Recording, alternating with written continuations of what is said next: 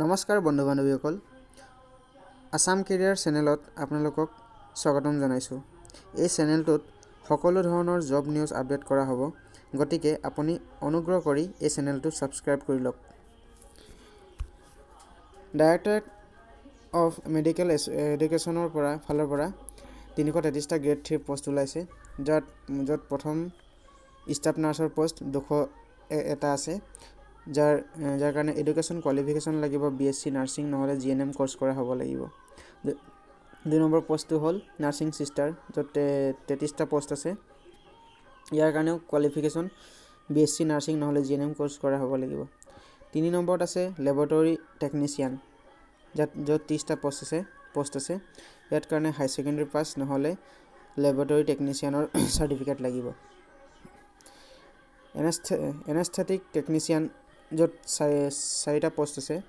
ইয়াৰ কাৰণে কোৱালিফিকেশ্যন লাগিব high secondary পাছ লাগিব আৰু এনেস্থেচিয়া টেকনিচিয়ানৰ ডিপ্ল'মা লাগিব। অডিঅ'মেট্ৰি টেকনিচিয়ানৰ এটা পোষ্ট আছে। এডুকেশ্যন কোৱালিফিকেশ্যন লাগিব বেচিলাৰ অফ ডিগ্ৰী।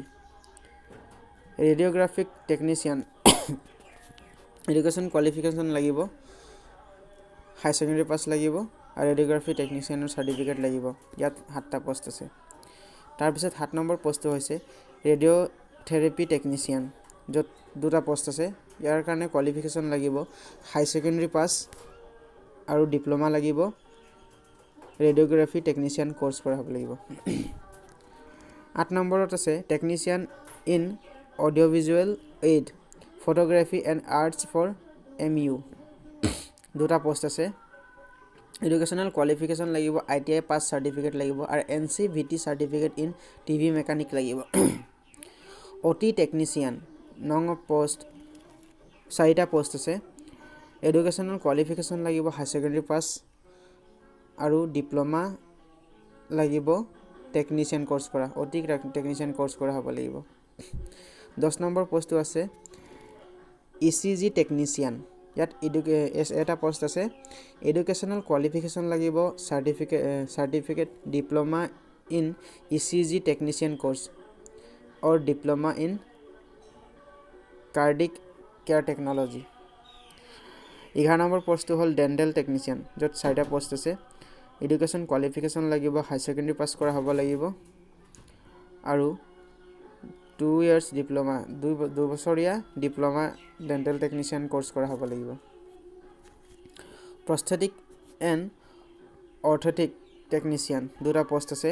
বেচিলাৰ ডিগ্ৰী লাগিব আৰু অৰ্থেটিক টেকনিচিয়ান কোৰ্চ কৰা হ'ব লাগিব, যাৰ ডিপ্ল'মা লাগিব। স্পীচ থেৰাপিষ্ট 2টা পোষ্ট আছে। এডুকেশ্যন কোৱালিফিকেশ্যন লাগিব হাই ছেকেণ্ডেৰী পাছ কৰা হ'ব লাগিব আৰু degree in speech therapy from ষ্টেটৰ ডিপ্ল'মা লাগিব আৰু চেণ্ট্ৰেল ৰিকগনাইজড ইনষ্টিটিউটৰ পৰা হ'ব লাগিব। ফিজিঅ'থেৰাপিষ্ট 2টা পোষ্ট আছে। এডুকেশ্যন কোৱালিফিকেশ্যন ডিগ্ৰী ডিপ্ল'মা ফিজিঅ'থেৰাপিষ্টৰ লাগিব আৰু ৰিকগনাইজড ইনষ্টিটিউট হ'ব লাগিব। অকুপেশ্যন থেৰাপিষ্ট 2টা পোষ্ট আছে। এডুকেশ্যনেল কোৱালিফিকেশ্যন ডিগ্ৰী বা ডিপ্ল'মা লাগিব। ফিজিঅ'থেৰাপিষ্ট ফ্ৰম ৰিকগনাইজড ইনষ্টিটিউটৰ পৰা হ'ব লাগিব। Multi rehabilitation worker MRW technician therapist 4টা পোষ্ট আছে। হাই ছেকেণ্ডেৰী পাছ হ'ব লাগিব আৰু ৰিকগনাইজড বৰ্ডৰ পৰা diploma in multi rehabilitation works MR technician course কৰা ফ্ৰম ৰিকগনাইজড ইনষ্টিটিউটৰ পৰা কৰা হ'ব লাগিব। কেটালগিয়ৰ এডুকেশ্যনেল কোৱালিফিকেশ্যন লাগিব গ্ৰেজুৱেট হ'ব লাগিব আৰু ডিগ্ৰী বা ডিপ্ল'মা থাকিব লাগিব। লগতে library science from recognised institute with DTP certificate লাগিব। টেকনিচিয়ান ফৰ CSS 9 পোষ্ট 8টা আছে। এডুকেশ্যনেল কোৱালিফিকেশ্যন লাগিব হাই ছেকেণ্ডেৰী পাছ হ'ব লাগিব with equivalent certificate in CSS from recognized institute. Technician assistant for CSS 9 post 8টা পোষ্ট আছে। এডুকেশ্যনেল কোৱালিফিকেশ্যন লাগিব high secondary pass আৰু equivalent certificate of course CSS from recognise institute মানে CSS course কৰা হ'ব লাগিব যিকোনো ৰিকগনাইজ ইনষ্টিটিউটৰ পৰা for animal operation room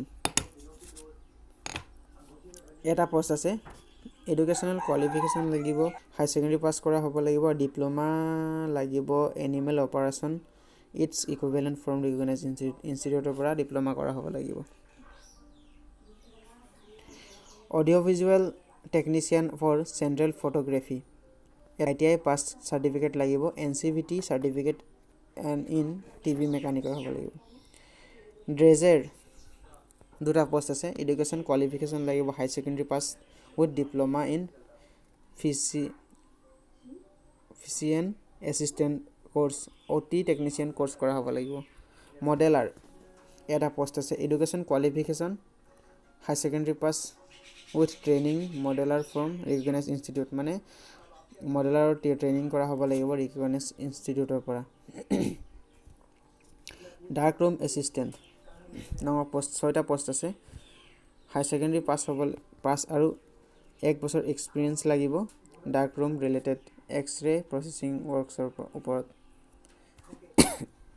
black meat এটা পোষ্ট আছে এডুকেশ্যনেল কোৱালিফিকেশ্যন লাগিব ITI পাছ সাৰ্টিফিকেট লাগিব NCVT সাৰ্টিফিকেট লাগিব ব্লেক স্মিথিৰ পৰা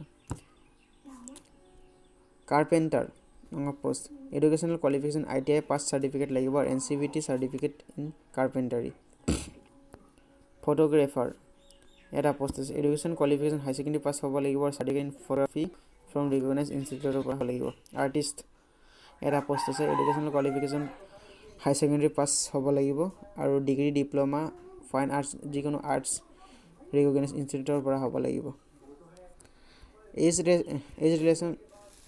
ৰিলেকশ্যন বয়স লাগিব 18 পৰা 38 বছৰলৈকে আৰু 1/1/2020 চনৰ ভিতৰত The upper age limit is relaxable as per GOV's rules. Application fees দিব নালাগে আৰু এপ্লাই কৰিবৰ কাৰণে আপুনি www.dme.assam.gov.in ত ভিজিট কৰিব লাগিব আৰু যেহেতু ইয়াত তলত দিয়া আছে ইয়াত ক্লিক কৰিলে হ'ব বন্ধু বান্ধৱী যেহেতু এইটো মোৰ প্ৰথম ভিডিঅ কিবা যদি ভুল ভ্ৰান্তি হয় ক্ষমা কৰিব আৰু অনুগ্ৰহ কৰি চেনেলটো সাবস্ক্ৰাইব কৰিব আৰু লাইক কৰিব নাপাহৰিব থ্যাংক ইউ